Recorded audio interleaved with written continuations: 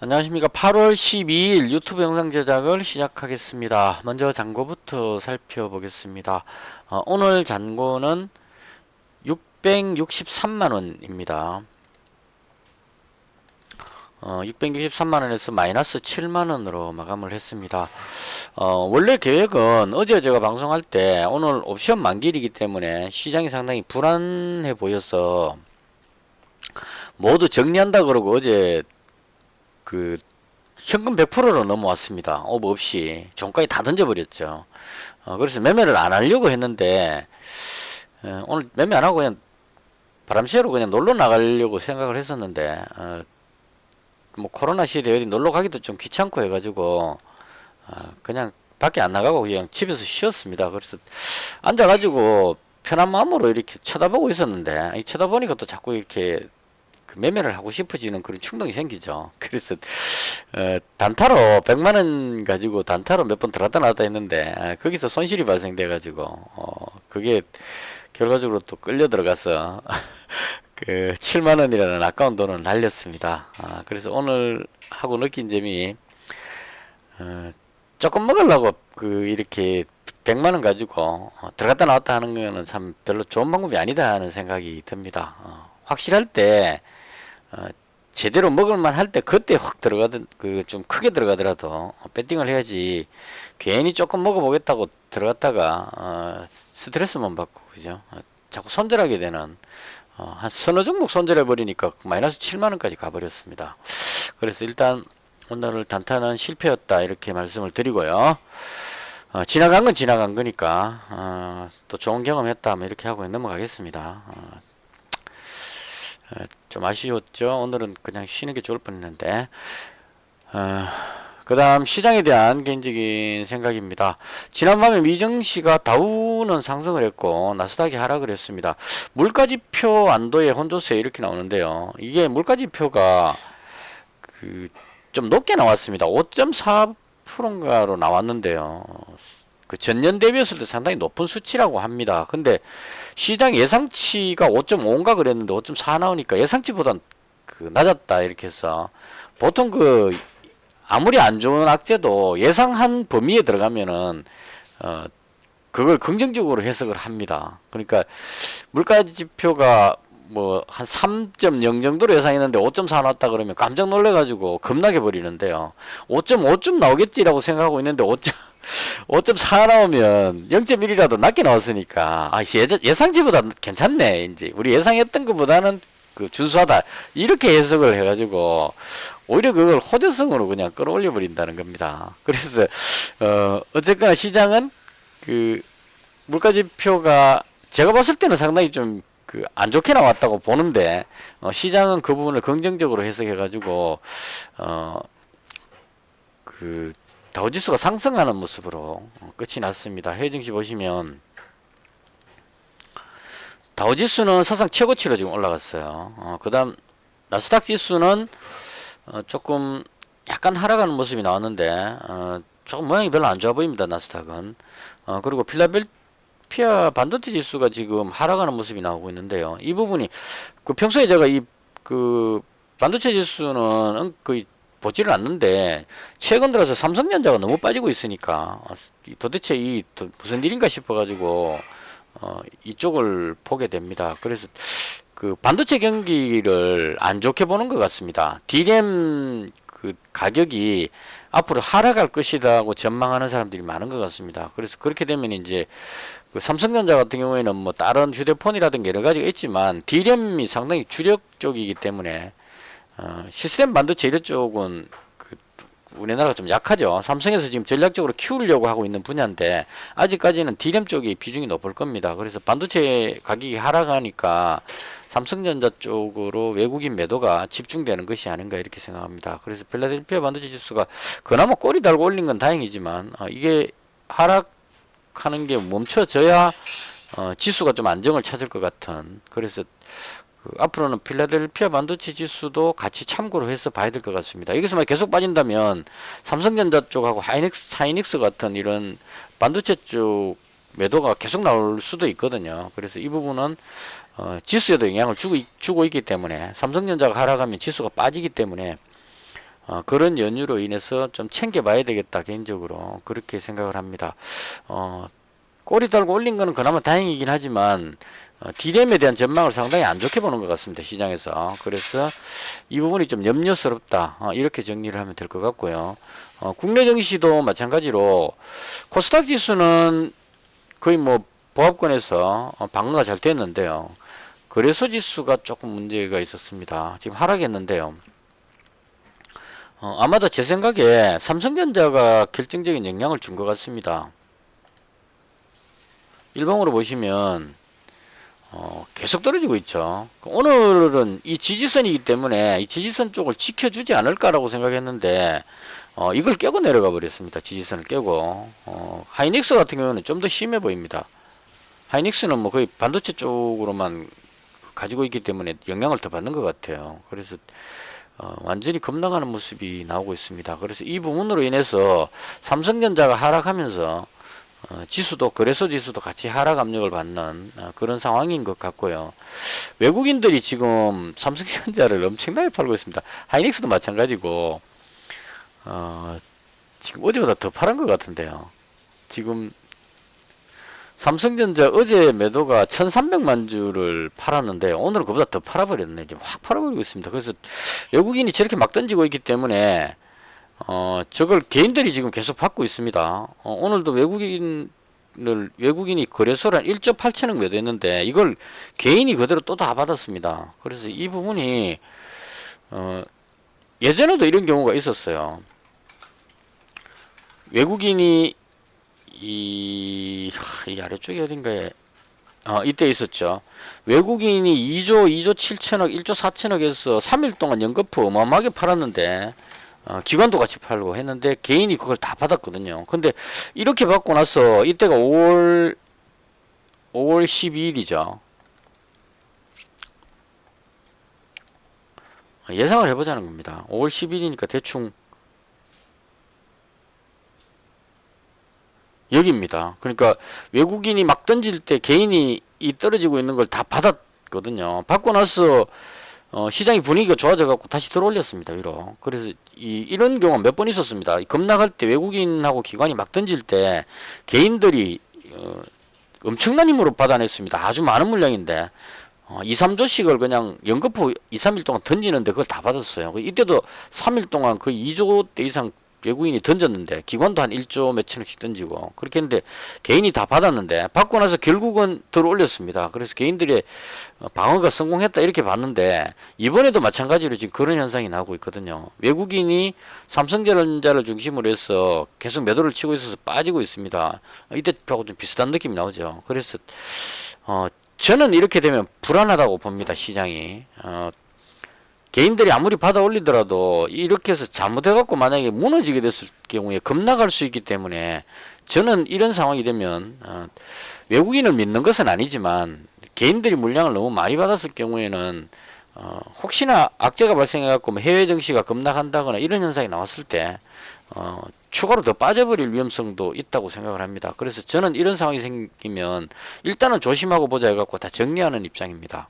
이때도 마찬가지로 저는 불안했거든요. 근데 이게 방어를 해갖고 다시 들어올렸기 때문에 대단하다는 생각을 하긴 했는데 그래서 여기서 또 들어올릴 것인가 하는 부분에서 과연 방어가 될 것인가 좀 걱정스럽긴 합니다. 외국인 매도가 지금 너무 나오고 있기 때문에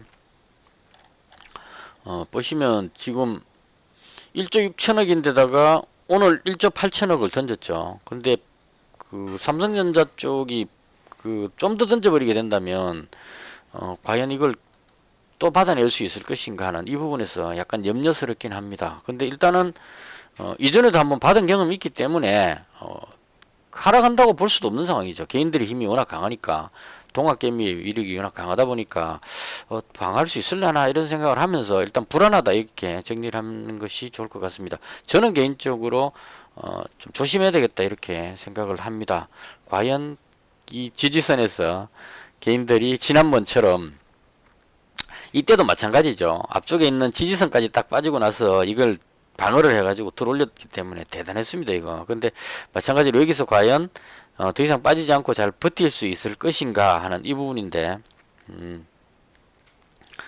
저는 조심했으면 좋겠다. 왜냐하면 금리 인상 우려감이 계속 나오고 있기 때문에 미정시도 장담할 수 없기 때문에 만약에 미정시가 여기서 금리 인상 우려감으로 급락해 버린다면 이 방어하기가 상당히 어렵지 않을까 이렇게 생각합니다. 말이 길 때는 항상 그렇죠. 제가 지수에 대해서 이야기를 길게 할 때는 어느 쪽인지 잘 모르겠다 이렇게 정리하시면 거의 맞습니다. 그 다음 종목에 대한 개인적인 생각인데요. 먼저 제가 한 걸 먼저 하고 그 다음에 하도록 하겠습니다. 오늘은 어제 다 정리하고 현금 100%로 넘어왔기 때문에 아무것도 안 하고 그냥 시장 참여를 하지 않는 것이 좋겠다라고 생각을 했지만 이게 또 앉아가지고 가만히 쳐다보고 있으면 또 매매를 하고 싶어집니다. 그러니까 포커 좋아하는 사람이 포커판 옆에서 가만히 있기가 힘들죠. 끼어들고 싶죠. 그냥 얼마라도. 그래서 오늘은 그냥 무리하지 말고 한 100만원 가지고 한번 해보자 해가지고 아침부터 단타를 노렸습니다. 그래서 아침에 제일 먼저 뭘 했냐면 제가 남북경협주 중에 가지고 있지 않은 파트가 개성공단인데요. 그리고 개성공단이 자꾸 뭐 괜찮은 뉴스들이 자꾸 나오는 것 같아서 최근에 올릴 때 보면 개성공단이 강하게 올라갔죠. 원래 1차적으로 제일 강했던 게 비료 관련주인 조비가 대장으로 먼저 올라갔습니다. 그리고 나서 얘 밀릴 때 올라간 게 이 개성공단 쪽이 올라갔는데요. 개성공단 관련주를 하나도 안 가지고 있었기 때문에 뭐 100만원 딱 매수했다가 물리면 그냥 중기 투자로 그냥 보유해보자 이런 관점으로 가볍게 들어갔어요. 처음에. 그래서 신원을 100만원어치를 2295원에 매수를 했습니다. 5분봉입니다. 여기서 시작했는데요. 아침에 밀리길래 2295원 여기서 잡았습니다.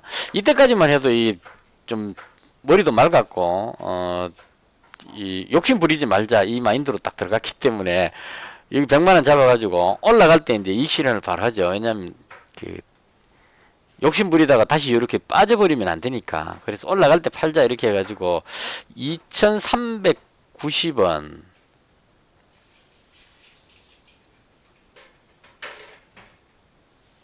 여기입니다.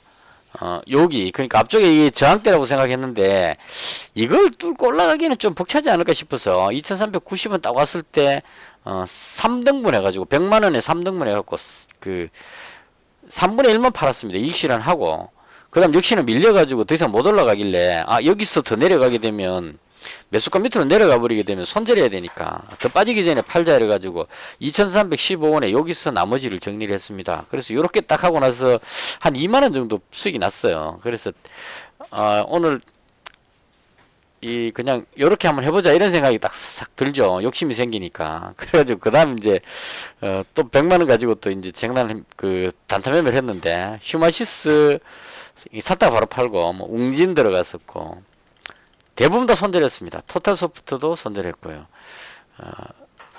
이렇게 해가지고 우리 기술 투자도 들어갔다고 손절하고 거의 뭐 여기서 잡았는데 이렇게 내려오길래 또 손절하고 이렇게 해서 조금씩 손절했는데 이게 다 합치니까 마이너스 7만원이 돼버렸습니다. 그래서 하고 나서 느낀 점은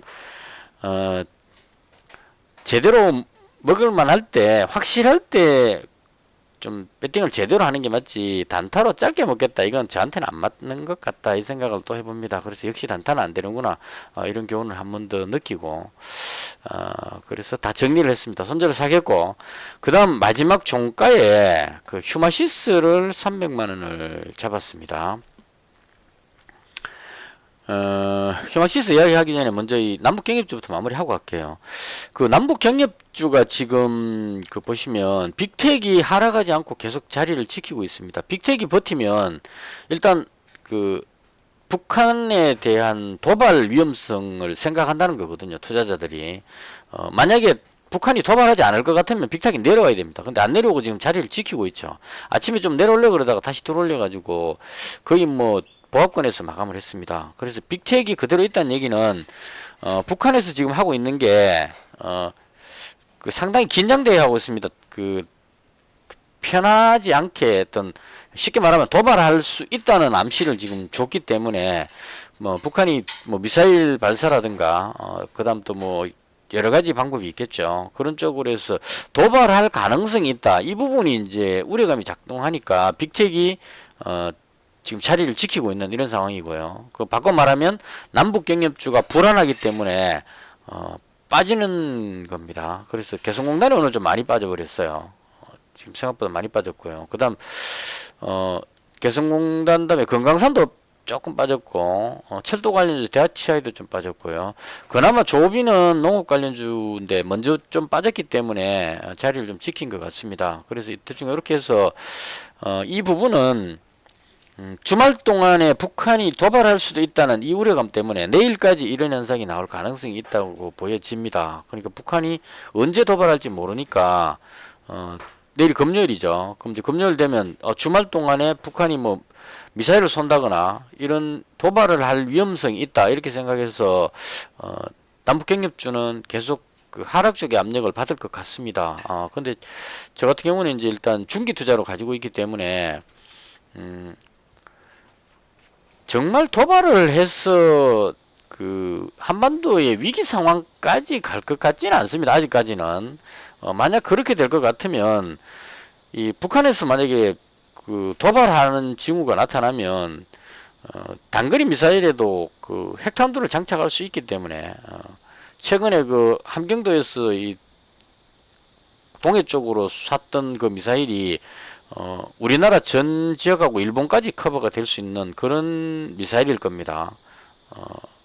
그래서 그 부분으로 인해서 거의 탄도미사일이라고 봐야 될 겁니다. 제가 봤을 땐 그렇게 보는데 우리나라에서 발표할 때는 보면 그 미상의 발사체 이렇게 얘기하죠. 그러니까 그 탄도미사일의 개념이 이상하게 해석이 돼가지고 그렇게 표현을 하는데 어쨌거나 결론은 그 미사일은 핵탄두를 장착해갖고 우리나라 전역에다가 쏠 수 있는 그런 위력을 갖고 있다고 보기 때문에 김정은 위원장이 이제 계속 북한에서 그걸 실험을 했던 이유는 남한 전역을 쏠 수 있는 ICBM으로 미국에 도발하기는 쉽지 않다고 봅니다. 그렇게 했을 경우에 대북 제재가 더 강해질 수 있겠죠. 그럼 봉쇄가 돼버리기 때문에 미국하고 한판 뜨자 이래서 그 북한이 뭐 핵탄두를 몇 개를 갖고 있는 게 모르겠지만 ICBM을 아무리 미국으로 쏜다고 해도 대다수가 태평양 건너가기 전에 요격돼 버릴 거고요. 운 좋게 한 개가 들어가서 미국 땅에 떨어진다고 하더라도 북한은 초토화돼 버리는 상황이 되기 때문에 그렇게 그 무모한 도발을 하기는 어려울 겁니다. 그래서 미국 쪽에 대한 도발보다는 오히려 그 한반도 쪽에 긴장을 강화시키는 높이는 이런 쪽으로 갈 것 같습니다. 그래서 이 이제 최종적인 목표는 제가 봤을 때 대화로 나와야 되는 상황이거든요. 트럼프가 대통령일 때는 트럼프하고 김정은 위원장이 서로 둘이서 속닥속닥 해갖고 이렇게 다 처리할 수 있었기 때문에 그냥 하면 되는데 지금 바이든 행정부는 그렇게 안 되죠. 정상적인 외교적인 절차를 밟아서 가기 때문에 바이든 대통령이 그 김정은 위원장을 바로 말려내려고 생각을 안 할 겁니다.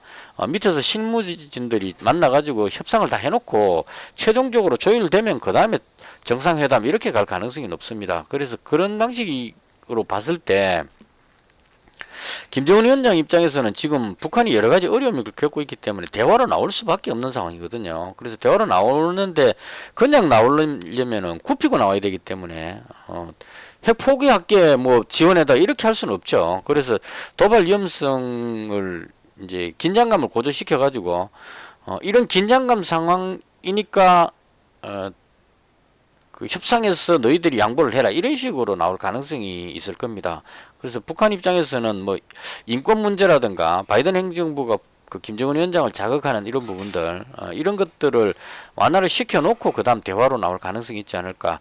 그 연장선상에서 한미연합훈련을 하는 것 자체가 북한을 그 공격할 수 있다는 그런 우려감, 체제가 붕괴될 수 있다는 우려감, 이 부분에 대해서 확실하게 안전보장을 해달라 이런 의미로 지금 그 강한 표현을 하고 있는 것이 아닌가 이렇게 생각을 합니다. 그래서 그 부분이 도발을 직접 도발하지는 않을 것 같고 도발하려고 하는 시도까지는 할 것 같습니다. 제가 봐도. 그래서 남북경협주를 가지고 있는 입장에서 상당히 불안하게 느껴집니다. 근데 여기서 발을 빼기에는 지금 좀 너무 좀 아닌 것 같다는 생각이 듭니다. 왜냐하면 이제 북한이 어떻게든 대화로 나와야만 하기 때문에 이대로 계속 갈 수가 없다고 보거든요. 제 판단으로는. 그래서 그런 관점으로 도발 징후로 인해서 남북경협주가 하락하더라도 곧바로 어떤 대화 모드로 돌아가지 않을까 이런 생각을 하고 한 번 더 빠지는 걸 감수하고 예를 들어서 대하티아를 잡자면 여기서 더 빠지는 걸 감수를 하더라도 계속 홀딩해서 최종적으로는 대화 쪽으로 가는 것으로 보고 대응을 하겠다 이런 식으로 지금 갖고 있는 상태입니다. 말이 좀 길었는데 대충 제가 생각하는 건 그렇습니다. 그래서 지금 중기 투자가 손실로 빠져 있긴 한데 그렇더라도 좀 더 보유를 하겠다 이게 제 개인적인 생각이고요. 그 다음 그 진단키트 관련주인데요. 이게 휴마시스가 제가 지금 계속 그 역방향 탈 때마다 손실이 발생을 하는데요. 일단 오늘 종가에 300만원 들어갔습니다. 들어갔는데 왜 그렇게 했냐면 확진자 숫자는 지금 많이 나오고 있는 편입니다. 근데 그 전날 2200명, 2220명 나왔는데 오늘 발표된 확진자 숫자가 1987명입니다. 그래서 어제 제가 방송 끝날 때 휴마시스 정리해버린 이유가 이 SD 바이오센스가 맨 자가 진단 키트죠. 이게 너무 많이 올라왔기 때문에 이 종목이 하락할 가능성이 상당히 높기 때문에 이 종목이 빠지면 휴마시스가 같이 내려갈 것 같아서 다 정리한다 그러고 어제 팔아버렸는데요. 오늘 그 다시 매수를 했는 이유는 휴마시스가 어제 시간에 거래에서 2만원까지 찍었거든요. 그래서 시간에 띄워놓고 갭으로 뜨니까 이걸 또 눌러가지고 손절을 시키는 이 그림이 그 정말 여러 번 나옵니다. 지금 보면요. 갭으로 띄워가지고 여기도 마찬가지죠. 갭으로 뜨면 눌러가지고 손절을 시키는 이런 상황이죠. 마찬가지죠. 갭으로 뜨니까 여기서 누르기만 하면 못 올라가기만 방어만 하고 있으면 흘러내린다는 얘기죠. 그래서 이렇게 흘러내리는데 종가에 다시 매수한 이유는 마지막에 덜 올렸기 때문에 종가에 다시 매수를 했습니다. 이게 그냥 흘러내려 갖고 이 상태로 갔으면 추가로 더 빠졌을 가능성도 있습니다. 시간에 걸려서 더 빠지는 이런 쪽으로 그 완전히 그냥 하락으로 바뀌어버리는 이런 상황이 될 수도 있었는데 마지막 꼬리 달고 덜 올린 부분이 좀 긍정적이었다고 생각을 합니다. 그래서 이 덜 올리는 모습이 나올 때 어떤 일이 있었냐면 랩지노믹스가 지금 대장격인 것 같아요. 랩지노믹스가 일봉으로 보시면 오늘 거의 한 6% 정도 올라갔습니다. 얘가 강하게 치고 올라갔었고요. 분봉으로 다시 볼게요. 랩지노믹스가 강하게 치고 올라가고 그 다음에 뒤에 시젠이 따라 올라갔습니다. 시젠이 강하게 따라 올라갔죠. 그래서 얘가 시젠이 올라가니까 휴마시스도 같이 따라서 올라갔습니다. 많이는 아니지만. 그래서 이런 흐름이 나왔기 때문에 지금 흐름으로 봤을 때 시젠이 지금 방향을 돌리는 것 같거든요. 그래서 이런 흐름상에서 만약에 시젠이 여기서 더 이상 빠지지 않고 만약 그동안 많이 빠졌으니까 돌아 올린다면 그 휴마시스도 같이 따라 올라가지 않을까 하는 게 개인적인 생각입니다. 물론 SD 바이오센서가 지금 밀리고 있기 때문에 이 부분은 좀 그런 걸 생각해 봐야 돼요. 신규 종목이기 때문에 그 보호 예술에 이렇게 묶여있던 종목들이 어느 정도 지나면 매도할 수 있도록 풀리는 그런 게 있기 때문에 그런 연유로 해서 얘는 하락할 수 있습니다. 근데 그 이거 빠진다고 해서 반드시 휴마시스가 같이 따라 내려가야 될 이유는 없지 않을까 이런 생각이 듭니다. 그래서 랩지노믹스라든가 시젠 같은 종목이 올라가면 휴마시스도 따라 올라갈 가능성이 있지 않을까 개인적으로 그런 생각 좀 들었고요. 그 다음 확진자 숫자는 오늘 지금 현재 숫자가 어제보다 170명 적게 나오고 있기 때문에 여기서 더 줄어들겠죠. 한 1800명대로 줄어들 수는 있습니다. 그럼 그렇게 줄어들면 왜냐하면 주말을 앞두고 있기 때문에 항상 패턴이 이제 이렇게 나오죠. 내일 확진자가 그 오늘보다 더 줄어들 겁니다. 보통 보면 수요일하고 목요일 때 확진자가 발표되는 확진자 숫자가 제일 높게 나왔었습니다. 그래서 수요일날 2200명 나왔었고 오늘 발표되는 숫자가 1987명 나왔기 때문에 내일 확진자 발표는 한 1800명이나 1700명대로 줄어들 가능성이 있습니다. 그리고 토요일 되면 다시 또 1600명 일요일쯤 되면 1500명대 이렇게 줄어들 수는 있습니다. 근데 그렇게 되더라도 이 패턴을 알기 때문에 사람들이 일요일날 뭐 그 완전히 확진자가 확 줄어들지 않는다면 다시 다음 주에 되게 되면 또 다시 늘어날 것이라는 이런 생각을 할 수도 있지 않을까 이런 생각이 들고요. 그리고 개인적으로 봤을 때 이 델타 변이가 쉽게 줄어들 것 같지는 않습니다. 그래서 일단 진단키트 관련주 정도는 이게 자가진단 키트가 그 우리나라만 지금 유별나게 자가진단 키트를 상당히 지금 그 정부 정책적으로 불신을 하고 있는데요. 정확성이 떨어진다 이러고 이제 안 쓰는 쪽으로 가고 있는데요. 오늘 뉴스에 보니까 그 오세훈 서울시장이 확진자가 너무 늘어나니까 PCR 검사하는데 상당히 지금 의료진들이 힘들죠. 검사하는 숫자가 그 엄청나게 늘어나기 때문에 그 검사를 다 하기가 상당히 지금 벅찬 상황이 된 것 같습니다. 그래서 이게 확진자가 그 안정을 찾아서 줄어들면 괜찮은데 만약 2,000명대 이상으로 계속 늘어나갖고 장기적으로 가게 되면 검사하는 숫자가 점점점 늘어나게 됩니다. 기하급수적으로. 왜냐하면 접촉했는 사람 주변에 있는 사람들이 전부 다 검사를 하라고 통보를 하기 때문에 PCR 검사 받으려는 사람들 숫자가 자꾸 늘어나게 될 겁니다. 그럼 그렇게 됐을 때 그 선별 검사소에서 그걸 다 검사해내기가 상당히 힘들지 않을까 싶고 그런 상황이 됐을 때 자가진단 키트에 대한 어떤 필요성 이게 언급되지 않을까 하는 생각으로 일단 한번 잡아봤습니다. 잡았는데 여전히 그 자신감은 없습니다. 일단 300만원 정가에 잡았다 이렇게 말씀을 드리고요. 내일 봐서 확진자가 확 줄어들면 바로 또 손절하겠습니다. 근데 확진자가 뭐 오늘과 비슷한 상황 한 1800명대 이상만 나와준다면 조금 더 지켜보는 방향으로 그렇게 할 생각이고요. 그 다음 나머지 종목들은 특별한 건 없었습니다. 뭐 개별 종목에 우진 BNG 이거 이제 시간의 상한가 들어갔다가 이 무슨 있었는데 뉴스 보시면 나옵니다. 뭐 그 코로나를 치료하는 어떤 그런 부분들에 대해서 이 회사 뭐가 있는 것 같아요. 그래서 그걸로 인해서 갭으로 떴는 개별 뉴스 때문에 뜬 거고요. 돼지열병 때문에 오른 건 아닌 것 같습니다. 이 다른 종목들이 다 내려오는 걸로 봐서. 그리고 이제 홍준표 관련주인데요. 이게 3일이 진짜 대장이 많네요. 어제 이 정도 올라왔길래 여길 뚫고 올라가는 건 오바가 아니겠나 생각했는데 이 매물을 뚫고 밀어 올려 버렸습니다. 그래서 3일이 완전한 대장으로 보여지고요. 그 다음 경남스틸이 뒤를 따라 올라가고 있습니다. 그래서 여기 2등주인 것 같고요.